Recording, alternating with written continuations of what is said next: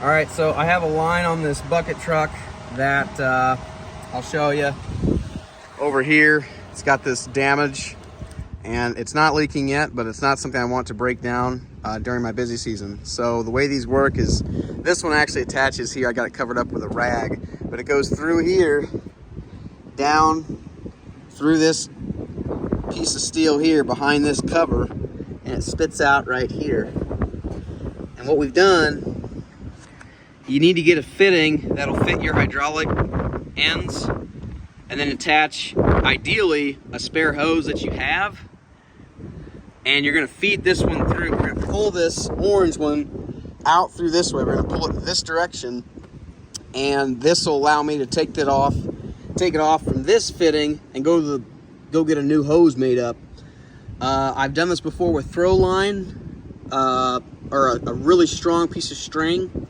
But it's really important that you unhook it and you hook something up to it before you pull this thing out. Because if you do that, you're in for a world of hurt. So make sure, ideally, put a extra hose that you have laying around with a fitting in between, or tie a piece of throw line and suck it through. We'll take another video after we get this thing out. It's always a fight. We're not going to be able to record it at the same time. Okay, update. We could not end up using the black hose over there because when you attach two together, it's really hard to go around corners. The way this hose goes in here, it starts on this side, it goes through, and then you have almost a 90 degree like this. So I was afraid of that. So what you end up doing on jobs like this, when you can't put the hose together, is you just take some twine, some really strong twine. Because I don't ever want to break one, I put 3 of them on there. You can see that. I put 3 strings, I tie them all on, and this is what it looks like on the end. And basically you just tie that a whole bunch of times around, and you pull the hose through. As you pull the hose through, sorry, we're on top of a truck, not comfortable. Pull the hose through here. Now you have a handle. Okay, so tie your end on to your hose, pull the hose through, and feed the line in.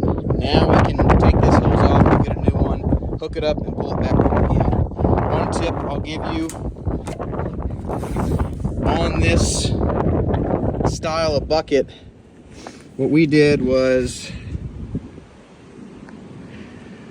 that fitting was stuck on the other end and I could see it with a flashlight. So I put a screwdriver through and I just pushed a little bit because the fitting was caught around a corner. Imagine my finger is that fitting. I put the screwdriver right here and I pushed it so it got past the 90 and then it slid out. It's extremely difficult to videotape this while we're up here. There's no guardrail, but we got the hose out. I'll go get a new one and we'll show you assembly once we get the hose through.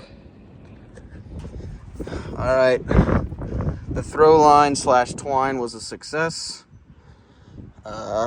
When you pull this through, you want to make sure you have the right end going to the right fitting. So this is a female and I have a male receptor or connector up there. And you can see the hose here.